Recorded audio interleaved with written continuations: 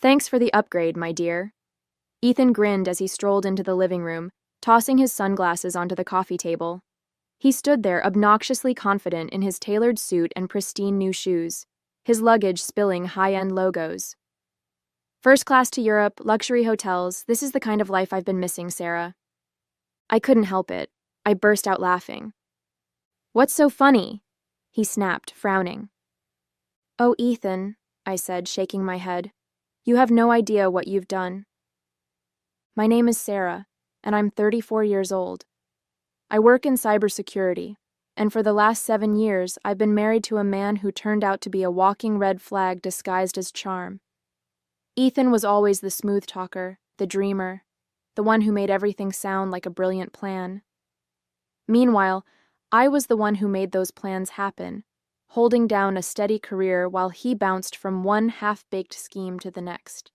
I ignored the warning signs, the financial secrecy, the constant excuses for his lack of income, because I wanted to believe we were a team. But at 2 a.m. last week, Ethan made a mistake he couldn't charm his way out of. I'd been asleep upstairs when it happened. He must have waited until he was sure I was out cold before sneaking down to my laptop. My cybersecurity work had taught me to keep an eye on potential scams, but I never thought I'd need those skills at home. That night, Ethan used my laptop to access one of my credit cards. He copied down the details, snapped a few pictures with his phone, and slinked back into bed like nothing had happened. The next morning, while sipping my coffee, I noticed a flood of alerts on my phone.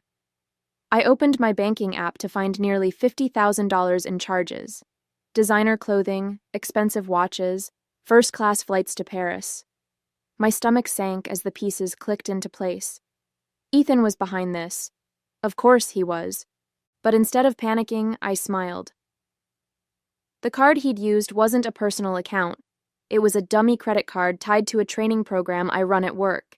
It's designed to teach companies how to detect and respond to fraud.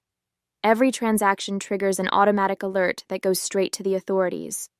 Ethan had no idea he'd just turned himself into a case study. I called my lawyer, Chloe, that same morning.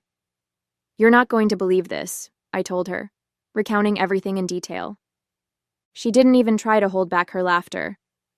Wait, let me get this straight, she said between chuckles. He stole a dummy card? The one that's linked to fraud detection? Exactly, I said, my voice calm but edged with satisfaction. I don't think he realized what he was doing. He probably thought he was being clever. Clever? Chloe said. He's a moron. Every charge he makes is going to get flagged. Have the authorities contacted you yet? Not yet, but it's only a matter of time. For the rest of the week, I stayed quiet, waiting to see how far Ethan would take it. He left a note on the counter a couple of days later. Taking some time for myself. Don't wait up. I knew exactly what that meant. He was using my stolen money to live it up abroad. Every night, I watched the fraud alerts roll in. High-end restaurants, 5-star hotels, and extravagant shopping sprees. Each notification felt like a small victory. 3 days into his spree, I got a call from Agent Keller, a federal investigator assigned to the case. We've identified significant fraudulent activity tied to your account, he said. Do you know who might be responsible? Yes, I replied without hesitation. My husband. There was a brief pause. Your husband? I explained the situation, including the fact that the card was part of a cybersecurity program. Agent Keller let out a low whistle. That's a new one, he said. You'll need to provide a formal statement, but based on what we've already flagged, he's in serious trouble. By the time Ethan walked back through the door, his ego inflated from a week of indulgence, I was ready. He sauntered into the living room like nothing had happened, wearing the spoils of his stolen spree. Thanks for the upgrade, he said with a cocky grin. You really outdid yourself this time. I couldn't stop the laughter that bubbled out of me. Ethan frowned, clearly expecting me to be furious. What's so funny? He asked, his voice sharp. Oh, Ethan, I said, shaking my head. You're about to find out. Ethan dropped his designer duffel bag onto the floor with a smug thud. Seriously, though, Sarah, he said, shrugging off his tailored jacket and draping it over the back of the couch. "You should have told me about that card ages ago. Imagine how much fun we could have had." I leaned against the kitchen counter, arms crossed. "And how exactly did you think this was going to end?" He smirked, kicking off his shoes. "You're always so uptight about money. It's not like you couldn't afford it. I figured you'd get over it once you saw how happy it made me." His sheer audacity would have been infuriating if it weren't so pathetic. I bit back a laugh, knowing that every second he spent bragging was another nail in his coffin.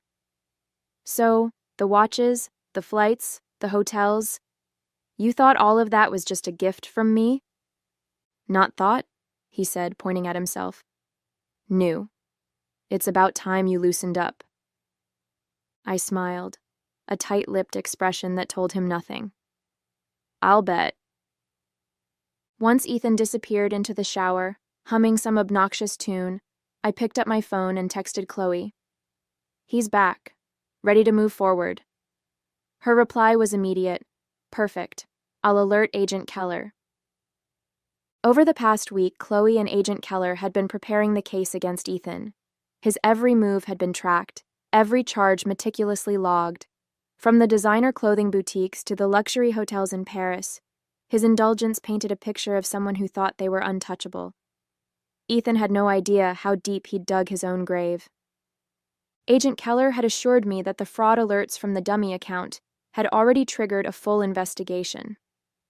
"We'll bring him in for questioning once you're ready," he'd said during our last call. "But I'd recommend letting him walk into it on his own. The more confident he is, the better." Now, as I listened to Ethan's off-key singing echo from the bathroom, I felt an almost surreal sense of calm. For years, I'd let him take advantage of my trust, my kindness, my stability. But this time, he was about to face the consequences of underestimating me. After Ethan emerged, wrapped in a plush towel and grinning like he didn't have a care in the world, he flopped onto the couch. "You should have seen Paris," he said, reaching into his bag to pull out a shiny gold watch. "The shops, the restaurants, it was like a dream." "Sounds incredible," I said, leaning against the doorway. "Tell me more." He launched into a detailed account of his week-long spree, complete with exaggerated hand gestures and unnecessary details about the champagne quality at some rooftop bar. Every word felt like an indictment, a confession he didn't even realize he was making. He had no idea I was recording the entire conversation on my phone, the file ready to be forwarded to Agent Keller. "And the best part?" Ethan said, holding up the watch to admire it. "Nobody suspected a thing. Not even you." The next morning, Chloe and I met over coffee to finalize the timeline. "He's got no defense," she said, scrolling through the evidence we'd compiled. "The fraud alerts, the charges, his conversation from last night, it's airtight. Agent Keller is ready to bring him in for questioning. They're coordinating with the local police to execute the arrest." I nodded, the weight of everything finally starting to settle in. "What happens after that?" "He'll face multiple charges, including fraud, identity theft, and unauthorized use of a financial account," Chloe explained. "Given the amount of money involved, it won't be a slap on the wrist. Best case scenario for him? He cuts a deal and avoids jail time. Worst case? He's looking at years behind bars." A part of me wanted to feel sorry for him. But then I remembered the smug grin on his face, the way he'd flaunted his stolen goods without a second thought about the damage he'd caused. This wasn't just a mistake. It was a pattern of selfishness and entitlement that I'd been blind to for far too long. Later that evening, as Ethan lounged on the couch scrolling through his phone, I heard the unmistakable sound of a knock at the door. My heart raced, not with fear, but with anticipation. I walked to the door and opened it to reveal Agent Keller and two uniformed officers standing on the porch. "Good evening, Ms. Miller," Keller said, his tone professional but warm. "Is Ethan home?" "He's right inside," I said, stepping aside to let them in. "Feel free to make yourselves comfortable." Ethan looked up from his phone, his brows knitting together in confusion. "What's going on?" he asked, sitting up straighter. Agent Keller approached him with a calm authority that made the room feel smaller. Ethan Miller, you're under investigation for multiple counts of credit card fraud and unauthorized use of financial accounts. We'd like you to come with us for questioning. Ethan's face went pale, his confidence evaporating in an instant. What? No, this has to be a mistake, he stammered, looking to me for support. Sarah, tell them, this is crazy. I crossed my arms, tilting my head slightly. I don't know, Ethan. You've been awfully busy lately. Maybe you should explain it to them. As the officers read him his rights and led him toward the door, Ethan continued to protest. You can't do this. Sarah, this is a setup. You're my wife. Aren't you supposed to stand by me? Funny, I said, leaning against the doorway. I thought husbands weren't supposed to steal from their wives. Guess we're both learning something today. Ethan glared at me, his bravado replaced by desperation. You won't get away with this. I smiled. Oh, Ethan. I already have. The door shut with a sharp click as the officers escorted Ethan out, leaving the living room eerily silent. I stood there for a moment, staring at the empty space where he'd been standing just minutes ago. My heart was racing, not from fear, but from the sheer weight of the moment. He was gone. Finally, undeniably gone. But this wasn't over. Not yet. About an hour later, Chloe called. He's with Agent Keller now, she said, her voice calm but firm. They've started questioning him. From what Keller told me, Ethan is already trying to spin the story in his favor. Of course he is, I said, rolling my eyes. Let me guess. He's playing the victim? Spot on, Chloe replied with a dry laugh. He's claiming you gave him permission to use the card. But don't worry. Between the fraud alerts, the charges, and your recording, he doesn't stand a chance. The next morning, Agent Keller called with an update. We've got everything we need, he said. Your husband, soon-to-be ex-husband, admitted to using the card, but insists he didn't know it was tied to a fraud detection program. He's trying to blame the mix-up on you. That sounds about right, I said, leaning back in my chair. What happens next? We're moving forward with the charges, Keller explained. He's facing multiple counts of fraud and unauthorized use of a financial account. Given the amount of money involved, he'll be looking at significant consequences. The buyer protection programs flagged his luxury purchases, so those are being reimbursed. You're not liable for a cent. The relief I felt was immediate and overwhelming. For days, I'd carried the weight of Ethan's actions, worried that somehow he'd managed to slip through the cracks. But now, hearing Keller's confidence, I realized the full extent of my victory. Thank you, I said, for everything. Don't thank me, Keller said. This case practically handed itself to us. You handled this brilliantly. The fallout hit Ethan harder than I expected.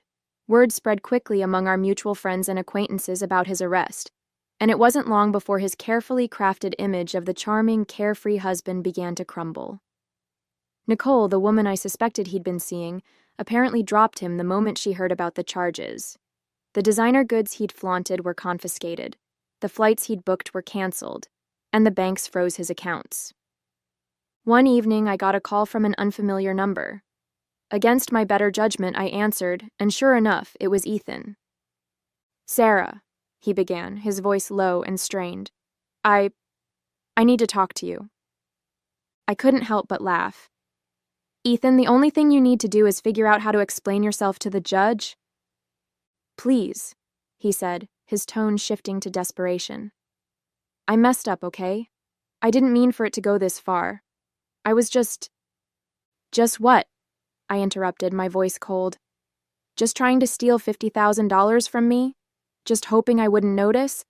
Just banking on me being too blind or too forgiving to stop you? There was a long silence on the other end of the line. Finally, he muttered, I thought you loved me. I let out a sharp breath, my anger boiling over. I did, Ethan. I loved the person I thought you were. But the person who stole from me, who lied to me, who thought he could get away with it, that's not someone I could ever love. Before he could respond, I hung up. A week later, Chloe called to confirm that Ethan had accepted a plea deal. He's avoiding jail time, she explained. But he'll have to pay back every cent he tried to steal and complete community service. Plus, his credit is going to be in shambles for years. That sounds fitting, I said. He always wanted the high life. Now he gets to see how the other half lives. Chloe laughed. You're handling this way better than most people would. It's funny, I said, smiling to myself. For years, I thought Ethan was the one who held things together in our marriage.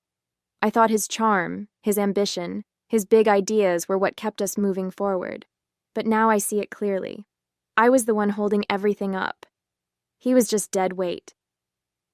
The day the divorce papers came through, I poured myself a glass of wine and sat on the couch, looking around the apartment that now felt wholly and completely mine. Ethan's absence wasn't a loss. It was a gift, a chance to rebuild my life without the constant shadow of his selfishness.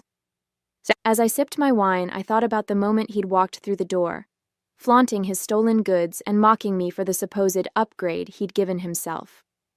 He'd been so confident, so sure of his own brilliance, and now he was the one paying the price. For the first time in years, I felt truly free. This wasn't just the end of a marriage. It was the beginning of a life I could finally call my own. The apartment felt eerily quiet in the days after Ethan's arrest. His things were gone, what little he hadn't sold or stuffed into his designer duffel bag, but the space felt lighter, almost like the weight of his betrayal had been physically lifted. For the first time in years, I could sit in my own home without feeling his shadow looming over me. Chloe stopped by one afternoon to drop off some final paperwork. "How are you holding up?" she asked, sitting on the couch with her usual no-nonsense demeanor. "Better than I thought I would," I admitted, handing her a cup of coffee. "It's strange, but I don't even feel angry anymore, just relieved." She smiled knowingly. "That's because you've already won. You didn't just survive this, Sarah. You came out stronger." Yeah. I thought about that as we went through the documents, finalizing the details of Ethan's financial restitution. It wasn't just about the money, though knowing he'd be paying back every cent was satisfying. It was about finally reclaiming my independence. For years, I'd let Ethan dictate the terms of our relationship, thinking it was easier to keep the peace. But now, I realized that peace built on compromise and silence wasn't peace at all. The official letter of divorce arrived a week later, delivered in an unassuming envelope that felt far too small to contain something so monumental. I held it for a moment, letting the weight of it sink in, before tearing it open. My eyes scanned the lines of legal jargon until I found the words that mattered most. Finalized and irrevocable. I sat down at the kitchen table, the letter in my hands, and allowed myself a rare moment of reflection. This wasn't the life I'd imagined when I married Ethan. I'd pictured stability, partnership, and a future built on mutual trust. But now, as I looked around the home I'd rebuilt for myself, I realized I had something better. Freedom, clarity, and the knowledge that I was stronger than I'd ever given myself credit for. Lauren came over that evening with a bottle of wine and a carton of my favorite takeout. "To new beginnings," she said, raising her glass, "and to the absolute dumpster fire you just walked away from." I laughed, clinking my glass against hers. "To never settling for less than I deserve." Over the next few weeks, I started to piece together what my new life would look like. I redecorated the apartment, adding splashes of color and personal touches that felt like me. I finally took the solo vacation I'd been dreaming about for years, exploring the coast and soaking in the kind of peace that only comes from leaving everything behind for a little while. Ethan tried to reach out a few more times, through mutual acquaintances, vague apologies over email, even a laughably tone-deaf letter claiming he'd changed. But I didn't respond. There was nothing left to say. He'd made his choices, and I'd made mine. Every now and then I'd hear updates about his life through the grapevine. He was struggling to find work, his reputation tarnished by the fraud charges. He'd moved back in with his parents, apparently still clinging to the belief that he could talk his way out of anything. I didn't feel sorry for him. If anything, I felt relief. He wasn't my problem anymore. A month after everything had been finalized, I stood by the window of my apartment, sipping my morning coffee and watching the city come to life below. The sunlight poured into the living room, highlighting the fresh coat of paint I'd picked out, my favorite shade of blue. The space no longer felt like a battleground. It felt like home. It was peaceful, mine, and filled with possibilities. I thought about the journey that had brought me here. For years, I'd believed in the promise of marriage, in the idea of building a life with Ethan. I'd ignored the little voice inside me that whispered something was off, that warned me his charm was a mask for selfishness. But now, I understood something important. Walking away wasn't failure. It was strength. Lauren and I met for brunch that weekend, a new ritual we'd started since Ethan's exit. Over mimosas and waffles, she asked, "So, what's next for you?" I smiled, feeling a mix of excitement and calm that had eluded me for so long. Honestly, I'm just focusing on myself for now. Work's going great, and I've been thinking about taking a longer vacation, maybe somewhere quiet, near the mountains. She raised her glass. "That's what I like to hear. You deserve it." For the first time in years, I felt like I was making decisions purely for me. No compromises, no second guessing, just the freedom to live on my own terms. Occasionally, I'd still get updates about Ethan from mutual acquaintances.